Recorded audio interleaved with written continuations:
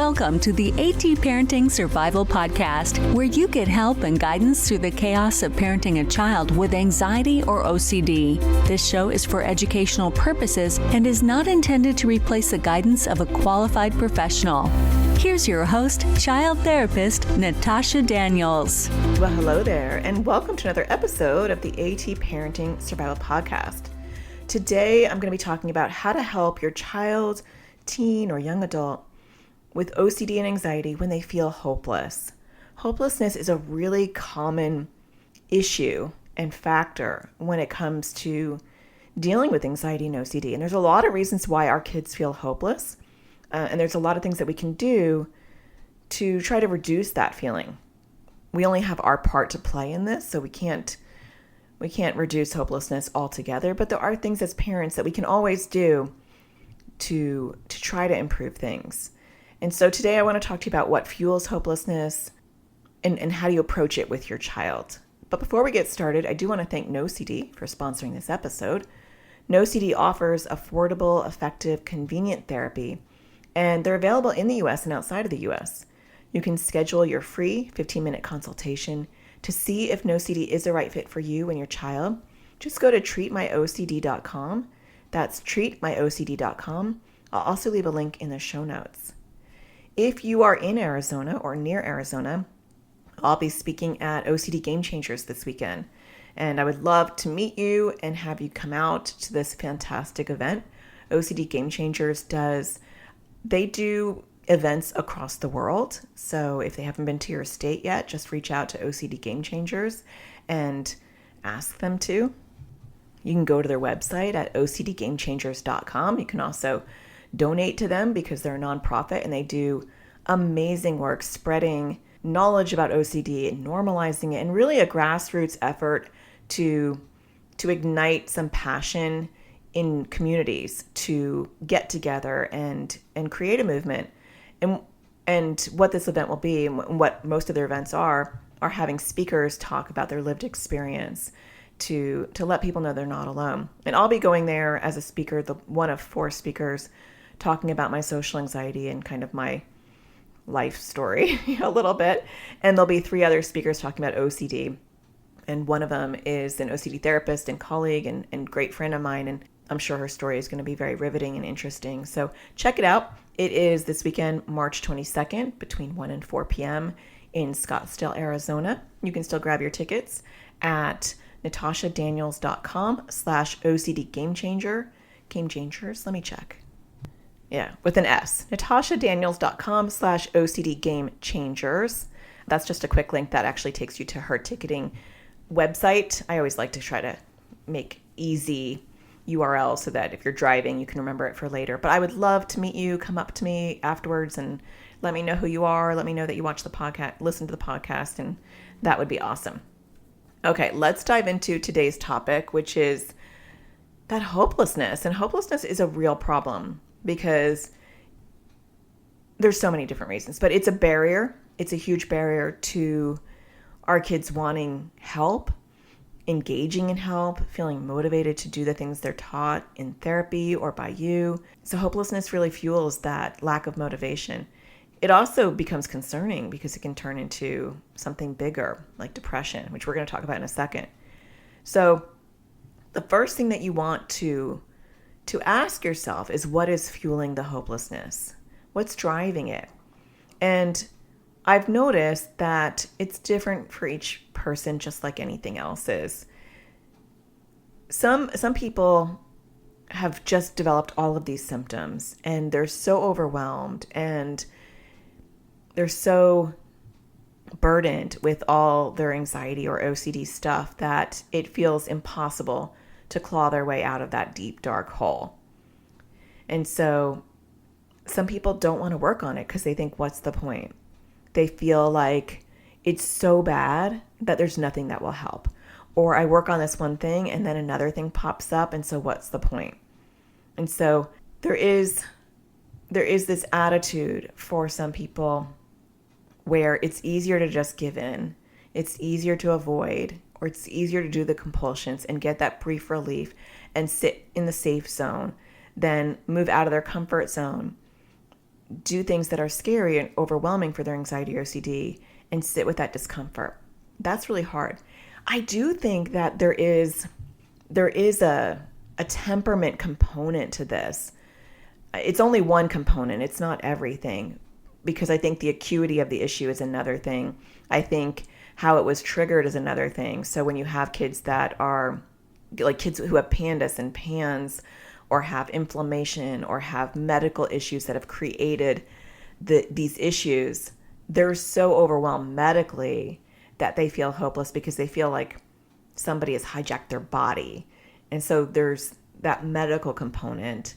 But I also think that there's a temperament issue in general. Now, I'm not speaking about PANDAS and PANS, but there are some of us that are more naturally resilient than others. And I see this in the kids that I've worked with, and I see it in my own kids, and I see it in myself. And it's interesting because you don't know how resilient you are until you are put to the test. How resilient would you be if, you suddenly were overwhelmed with intrusive thoughts day in and day out? How would you be able to handle that? How resilient you are in general. I know there are a lot of kids who give up before they even begin in general. And so they are kids that are going to feel more hopeless because they might have a predisposition to give up before they begin. Not every kid that's hopeless has that predisposition, but I do feel like there are some kids who are like that. I know I have one of those too, that I think gives up before they begin, has low self-esteem and gets really dysregulated pretty easily.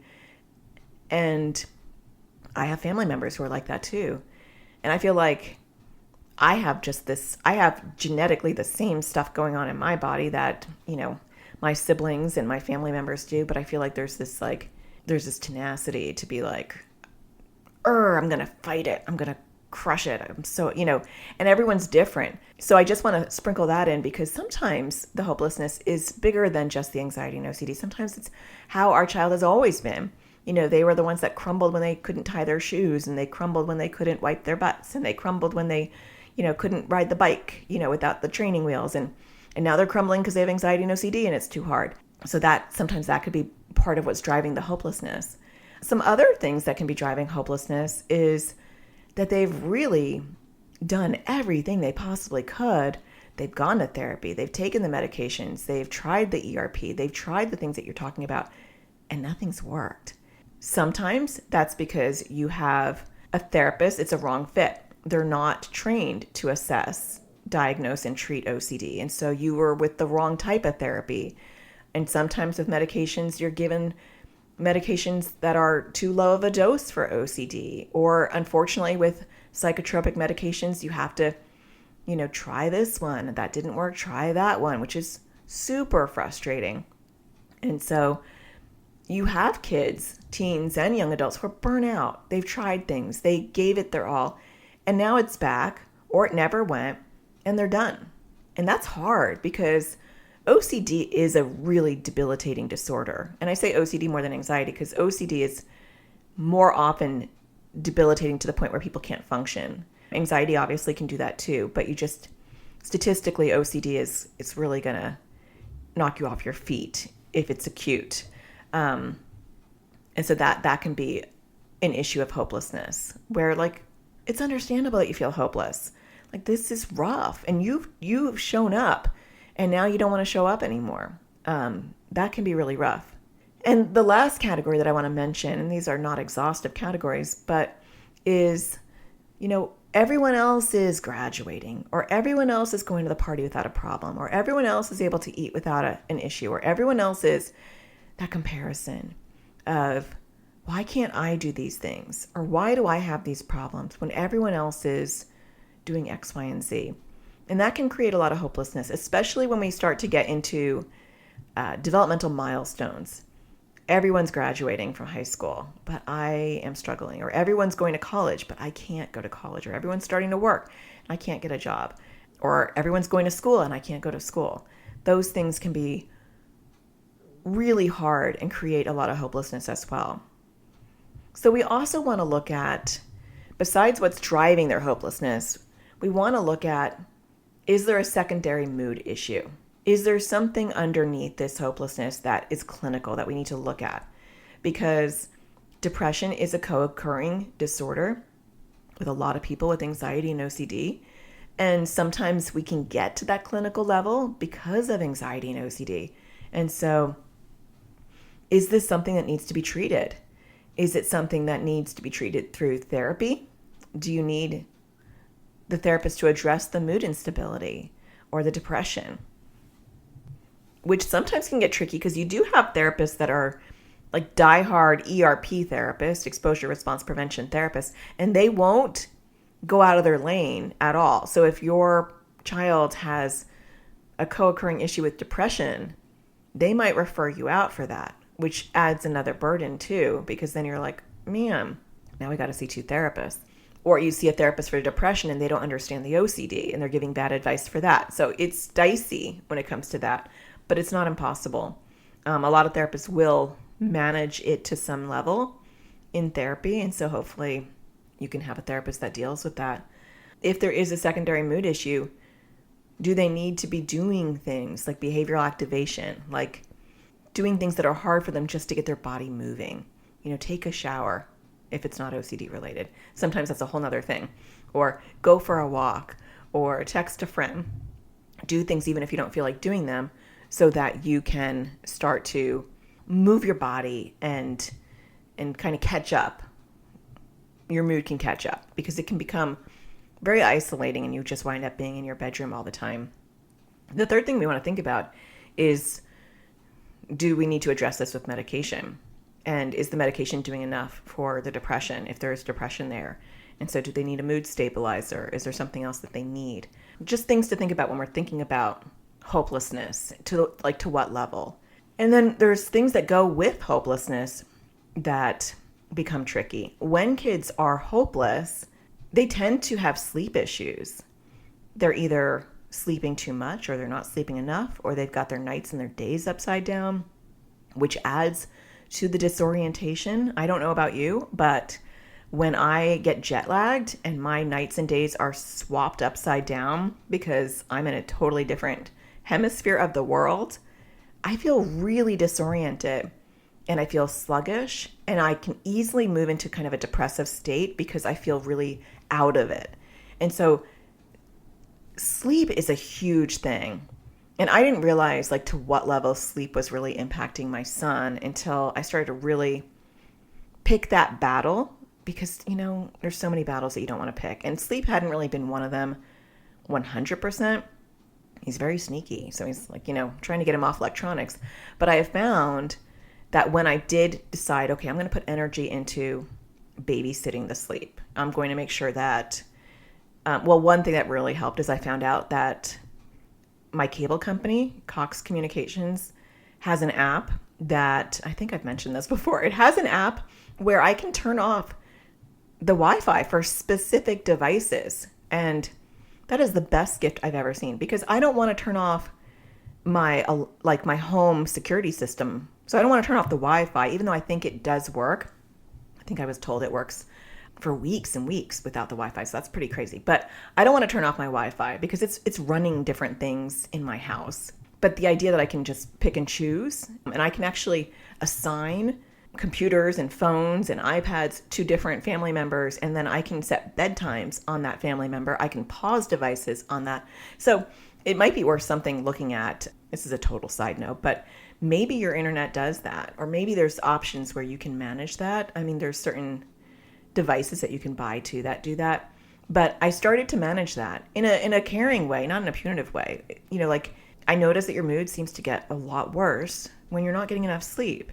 And it's very tempting when you have your devices right there to want to log on. And he has a huge computer. I can't remove it from his room. It's massive. And so that added another layer of problems. But managing sleep on some level has been really, really helpful. Now, luckily with us, we're very lucky because he's in online school and his medicine does make him tired and he does have sleep struggles. And so he's able to wake up at 10 and start his day, and he will just have a much later day. He works better more towards the evening. And so we're able to adapt to that, which is a gift.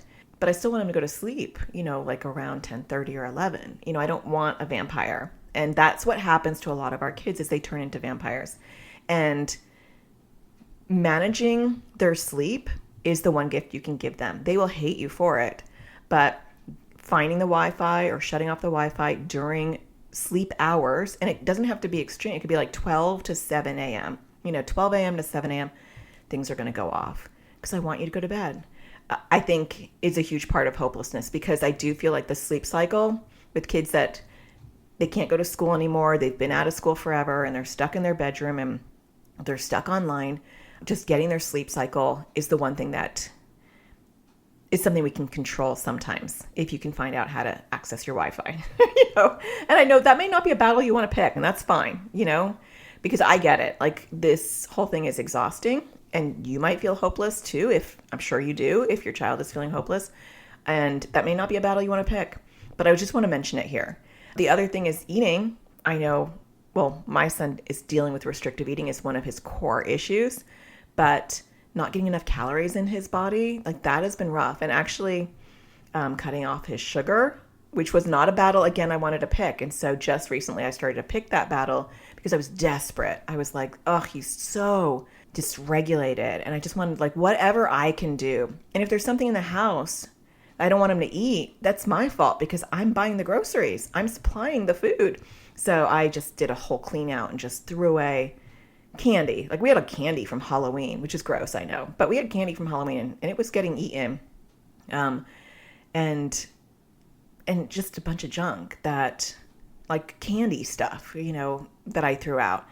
And that does help. He has ADHD as well. And I think the red dye doesn't help. There's lots of issues. Wasn't a believer in that until my own son kind of went berserk with it. And I was like, oh my gosh, the common denominator is anything that he eats that's red. It was a problem.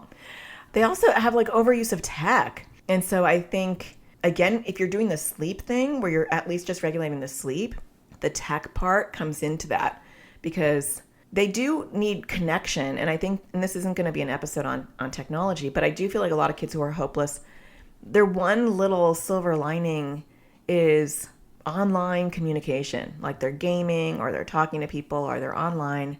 It keeps them, it's like a warm line to the world. But that can get out of control too, especially if they're up in the middle of the night talking to who knows what. To me, that can add to the hopelessness, because then they're talking to people who are also up in the middle of the night, who may not be in a good mental space, and their online friends are turning into people that are concerning. So sometimes that's hard to manage, but I think that just to be aware of that is helpful. All right, after the break, I want to talk about things that we can do to try to at least minimize the hopelessness, and things that we can do each day to bring a little bit of light and perspective to their journey. Stay tuned. We'll be right back. It's time we put help directly in our kids' hands. Introducing Crushing OCD course for kids and teens. It was way more helpful than all the other therapy we've ever done because we didn't really know what to do. So we weren't really doing it before. So the course helped to figure out what the exposures are and how to do them. We're not in therapy and find it really hard to find an ERP trained therapist here. So we're currently with, like, the public health service, but again, they don't seem to be trained in ERP. It's filled that gap that we don't have that was desperately needed. This was really well timed for us to use between therapists and to help us get off to a good start with this new practice. It was easy to use. I was able to do it from my phone or also on the computer. There's different ages, so there were younger kids, there were teenagers, and so that was really nice too, to have a variety of ages where it wasn't just geared towards younger kids or older kids. It was a nice variety. It's helpful for our kids to hear it from this third party as opposed to just us saying it. I really like the offense and defense method. I love working on poking at OCD while it's sleeping. It makes it a little bit easier to do, and it's kind of fun. I'm planning on using it to work on my fear of holding or touching batteries and stuff like that. So it was really helpful, and I think a lot of other kids would like it. I thought that I was the only one who had worrying about the weather and stuff. And then there was somebody else on there who worried about the same thing, which was really helpful. Seems less scary to work on stuff now that I've watched this class, and I'm more interested to work on it. I like trying to do more exposures still, and before I wasn't, I just didn't want to do them. I've worked on some of my bigger compulsions and been successful. I realized that it was helpful to do like the exposures. Before it was like really, really hard. It's still hard, but it's helpful to know that I need to do them. Before there would be a lot of battles about it, so it is definitely less loggerheads. Really, really good course and super helpful. Definitely would recommend this. It's really easy to follow. It's nice bite-sized videos. I really like the worksheets that go along with it, and I think it's really helpful. To learn more about this course and register your child or teen, go to atparentingsurvivalschool.com. Welcome back. All right, so the first half of today, we talked all about the struggles, the things that are making it worse. Let's talk about what can we do to make it better. I mean, the first thing I want to say, which is a big caveat for everything else I'm going to say, is you do have to recognize that your child's hopelessness is not in your full control. I know, that's super annoying. But part of my work that I've been doing as a parent has been moving into acceptance of it is where it is at. And I don't control other people's emotions and feelings. I can do my part to not add fuel to the fire. And that's what I'm going to talk about in a second, is I don't want to like spread fuel. And I do. I mean, we all do sometimes. You're going to say things that you're like, man, you're going to freak out. You know, I freaked out a couple times today. I'll tell you about that later. But if we can be more intentional with it most of the time, that's good. And that's what we want. So just recognize that you could be doing all the things I'm about to talk about, because you might say, I do that, but he's still hopeless. Well, that's because he has his emotions and you don't get to control them, right? I used to be so sensitive that if like we were on a trip or something and one of us, this is when my husband was alive too, one of us was unhappy, and there's 5 of us, so there was always somebody who was unhappy. I found that I just put so much energy to make that person happy. I'd be like, don't you like what we're doing? What's going on with you? And I was like the little cheerleader. And part of it was like, I just couldn't be happy if everybody else wasn't happy. And that's extreme, but I'm using that as an example because I had to learn that people are okay. They're allowed to be unhappy. And that didn't have to impact my quality of life. I mean, it does, but I literally would be almost mirroring their moods because I couldn't enjoy what we were doing because one of us was not enjoying it. And with 5 people, that was all the time. And I feel like the same thing with hopelessness is, you know, our child can feel hopeless and we may not be able to fully control that. And we have to accept that. We still have to anchor ourselves and not feel hopeless ourselves. But let's talk about some of the things that you can do. One is what I try to do at my house, and I think this is helpful, is be really aware of the messaging that you're giving your child. And I was realizing that I was waking up, my son in particular, and I'm going to talk mainly about him because that's where my struggle is. But I'd wake him up, you know, at 9:30 to get, you know, to wake up to 10 to do our thing. And before he's even opening up his eyes, I'm talking about, oh, there's a pile of laundry here. You were supposed to fold that last night. You need to wake up and I need you to fold that. And then it's like, and remember you have to do your Spanish because you didn't do it yesterday. And I'm just bombarding him with all these things before he's even opening up his eyes. Now, maybe you're not doing that, but I was. So I started to become really aware of like, what am I saying to him? And it felt awkward and unnatural for a long time. I've been doing this for the last few months. But it got easier because I'm aware of being very intentional about what I'm saying, how I'm saying it. I have my ugly moments. I told you I had a couple of them today. But that's my goal. We can have goals and we can mess up and we wake up the next day and we try again. That's how it goes. Same thing with them, right?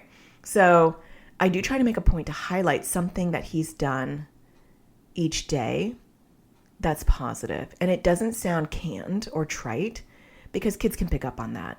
I just realized that when he does do something that's moving the dial or something that was uncomfortable for him, I don't always say something. But when they do something that's a struggle, you know, a lot of times we're right there. So highlight something they did, and it might be really small. If you have a child or teen or young adult that's in their room, they're not being able to go to school. I'm trying to think of the most extreme because I know a lot of you, especially in the AT parenting community, I hear these stories. Your child's in their bedroom. They haven't been to school in months. Like, hard to find the light in that darkness. And so I'm talking to you because the ones that are not in that situation, you can absolutely find small little highlights to bring to their attention every day. It's the ones that are in these crises or these crises that have a harder time thinking of like, what am I going to say, Natasha? I mean, like literally, he's in bed the entire time. Well, you find something really small. You got up and he changed his shirt, or he went downstairs to make him something. I mean, anything minute. And maybe some days you don't find anything, but I've been trying to do that more intentionally. I don't do it every day, but when I see him doing something out of his comfort zone, like today, I'm trying to get him out of the house every day. And so I went and was like, we're leaving to go to lunch. Because today I'm recording this like 4 weeks ahead of time. So it's President's Day. So the kids are home. And I wanted to take them to a poke bowl because I thought, I'm working today, but I thought I just want to do something that kind of is different so that they feel like they've done something today. And he didn't want to leave because of his issues, and he started to be like, I can't go, I can't. And I didn't give him a lot of warning. Like, I didn't do anything right. I like came up there and I was like, we're leaving in a minute. That doesn't work with him. That wasn't good. And then he said, okay, I'll be right down. Well, he said he couldn't go. And then I said, okay, well, I'll give you $5 because it's one of his exposures. That's what we're working on. And then I didn't get any traction. Oh, he said, okay, I'll come. And then we were in the car and he never came. And then I went upstairs and he was on his computer. And so I did go ballistic because I was like, how rude. I'm just sitting in the car and you're like not even coming. Like what? So I Mamazilla, not intentional, not calm, not helpful. And I said to my daughter who was in the car, I was like, okay, we're going to go by ourselves. And then all of a sudden he came out and he got in the car. That like never has happened ever. And so that's like something to highlight. And I didn't highlight it in the moment because I was still annoyed. So later today, I'm going to go back and I'm going to just say, I was really impressed that you were able to pull it together and come in the car. And I really appreciate that. You should really be proud of yourself. I try to use language that's not about me, but that all just sounded like it was about me. When I said I'm really impressed, that's how I talk sometimes. Ideally, I just like to say, wow, you should feel really good about yourself. But I can feel a little artificial sometimes, I think, when I speak like that all the time. But you should be really impressed that you were able to pull it together. You were able to come out and you seemed pretty relaxed when you came out. And I do really appreciate it. And so I kind of want to say I really appreciate it. But that I will circle back today and I will say that to him. So that's just an example of finding something. I did appreciate it in my heart. I didn't say it with my mouth, because I was still kind of annoyed. And I wanted to downplay it because I thought if I upplayed it in that moment, I don't know if upplayed is a word, but if I recognized it in the moment, I thought he might lose it again. Does that make sense? Sometimes when you over highlight things, it can actually make it worse with some kids. So, but find those little sparkles. We had an incident last week, I think, where I'm trying to even remember what happened. But I think he was behind and he was overwhelmed. Oh, I know what happened. He had lost like 4 pounds and I had not seen that coming because he had been really consistent with weight, even though he wasn't eating much. And I think he was just in a growth spurt. So like for like the last 3 or 4 months, I was weighing him like every day and he was not losing weight. So eventually I kind of like stopped weighing him, even though I was watching him not eat too much. I just figured he's getting enough calories because he's still maintaining his weight. And so I was overwhelmed when I saw that he had lost 4 pounds. This was like 2 weeks ago, I think. And I kind of lost it. I was like, what? And I went like crazy on him. And then he went crazy on himself. And I do think that our reactions are contagious. And I share with you all of my fails because I want you to know that they happen. I want you to hear the suggestions I'm talking about. I want you to hear the wins that I talk about, but I want you to hear my fails too, because I want you to be like, this is hard. it doesn't even matter if you're like a trained, qualified therapist who's been doing it for 2 decades. She's messing up. So I get to mess up too, because this is hard. But I saw that he was spiraling, and I saw that I did that because I spiraled first, and then he spiraled. He's very quick to spiral. And I think with our hopeless kids, they're very quick to kind of feel your hopelessness and kind of spiral with you. And then luckily in that moment, because it doesn't happen every time, I recognized what I was doing, and I paused, and I was like, you have been making a lot of progress. And I started to highlight, like, your mood has been much more stable lately, and you've been going out and doing your exposures and not giving me a hard time, and you've been getting your work done, and that's impressive. Like, I just started talking about anything I could think of that was better than what it had been. And there's always something you can find. I know sometimes it's hard, trust me, but I did do that, and his mood just lifted right back up. Now, I know that doesn't happen with every kid, and it doesn't happen in every moment, and even if his mood didn't lift back up, that was my part. That was something I could do in the moment to kind of try to improve what I just did. And we're not always creating the hopelessness. I created the hopelessness in that moment, but we don't always manufacture it ourselves. And we can't always fix it ourselves. But that was just something that I recognized in the moment, and I wanted to say, let's just talk about all the wins that you've had. So I do feel like periodically previewing where they were to where they are. Now, sometimes it's hard to do that because where they are is worse than where they've been. But one thing that you can remind them is things get better and they get worse. They get better again. Remember, you can reframe it like, you remember like 3 months ago, you were able to go to school, you were able to function, and you can get back to that because that's where you were. And so it can be, even if they're doing worse now, you can use the fact that they were able to get better and work on their anxiety and OCD and they were functional, that they can get back to that again. That it's a bump, and bumps do happen. One thing that I've said to my son is, you had a medication change. It's going to take a few months for you to navigate that, for your body to kind of like come back and find balance. You're on a new medication now, and we're going to have to ride this wave. And it's not your fault, and there's nothing you can do. All you can do is the small exposures that we're talking about you doing and working on your mood stability, and you'll progress over time. So sometimes, even though we may be internally going, oh my gosh, I can't handle this, this is hard. Like, that's what was happening inside of my brain. That's not what I was trying to communicate to him. Sometimes that could be really helpful as far as letting them understand that you understand how hard this is, and like validating their struggle. The other thing is set small goals. I think when we set large goals like, okay, you haven't been to school in 3 months, but we want you to try to go to school every day. That's a bridge too far. Like, maybe I need you to just get dressed, get up, or maybe I just need you to get your days and nights back to normal.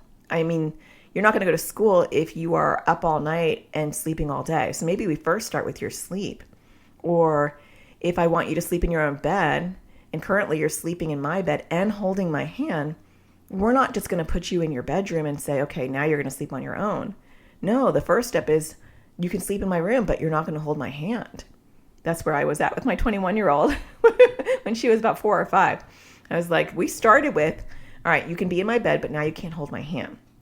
Or my younger daughter, where she needed me to hold her hand when she went to the bathroom. It was like, okay, we didn't start with, okay, now you're going to independently go in there. It was, I'm going to come in there, but I'm not going to hold your hand. Then I'm going to be at the door. Then I'm going to be on the couch. And so set small goals. If your child has contamination OCD, they're not going to be like touching their laundry and doing all the things. Maybe the first step is, touching one thing that's contaminated with the tissue and then not washing their hands. Or if they have 3-hour showers, the goal isn't that they're going to have a 15-minute shower. It's unrealistic. It might be that they're going to have a 2.5-hour shower or a 2-hour and 45-minute shower. So setting small goals makes them feel successful. It makes them feel like they're winning. It's like, I did that. I took a 2-hour and 45-minute shower and I feel good. Not because I took 2 hours and 45 minutes, because that's scary, but because I took less time than I did before. If they don't feel traction and they don't feel like they're making progress, they will give up. And so it's giving them hope and letting them know that there's only this tiny, tiny micro goal That's all we want, is just this tiny micro goal. And when they meet that, then we celebrate that. We set them up for failure when our goal is the big goal. For my son, I want you to be able to eat a normal caloric intake every day. I want you to be able to go out into the world and not have any anxiety. Unrealistic, right? I want you to go out. We're going to get takeout, and I just want you to sit with the uncomfortable feeling. And that's it. Order your own food, and then we're going to get back in the car. Small micro goals, which will look different for each person. The other thing I want to mention is that it is important that if we're steering the ship too much and we are micromanaging our kids, they can feel hopeless too. So feeling like they're in charge of their journey is very empowering. And that can be really hard when our kids are hopeless. And a lot of times that's what I do with my son, is instead of telling him, this is what you're going to do today, that's what I started with, right? Like, okay, today you're going to do Spanish and math, and then you're going to do an exposure. We're going to go out and get lunch, which is an exposure, and then we're going to come back, and then you have to do your laundry. None of that's really helpful. But instead I say, what are your plans for today? And I have him think about it. And I don't prompt him, or like there's not a right answer and a wrong answer. What are your plans for today? And then sometimes I'll ask, like, how can I support you? If they're having a hard time, or they're struggling, or they're panicking, how can I support you? Not swooping in and fixing it, but how can I support you? What do you think you need in this moment? Not necessarily from me, but from yourself. So when we foster independence, that can really help hopelessness too, because they start to feel like they're the ones in control. And I know with my son in particular, like when he starts to organize, like when he got upset about the 4 pounds, and then I made him feel bad, and then he felt worse, and then I started to go over all the things that he's doing better, and then he felt better again. After all that happened, then I just said, how can I support you through this? Or what are your plans for this? And he luckily said, and we've had many chapters in our lives where he would have said nothing. So I just want to validate that does happen, and that can happen to you. But at this period of life, he's more empowered, and he said, well, I'm going to, he was motivated. He was like, well, can you just please remind me to eat, 4 times a day? And I said, I'll do that.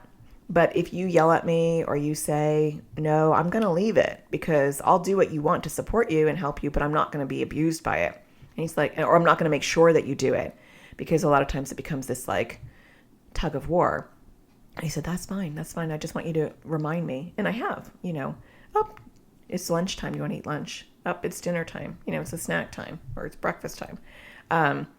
And so putting it back on them can be really helpful. I do actually have a webinar on how to foster independence through anxiety and OCD. And you can check that out at natashadaniels.com/independent.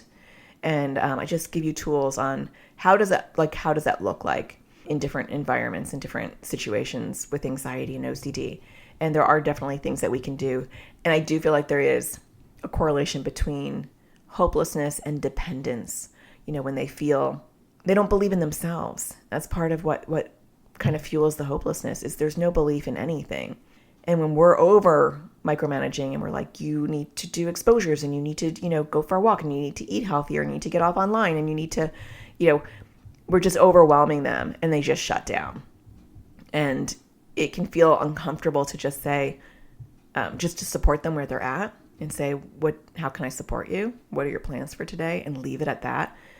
But nagging never helps, and aggressive cheerleading never helps.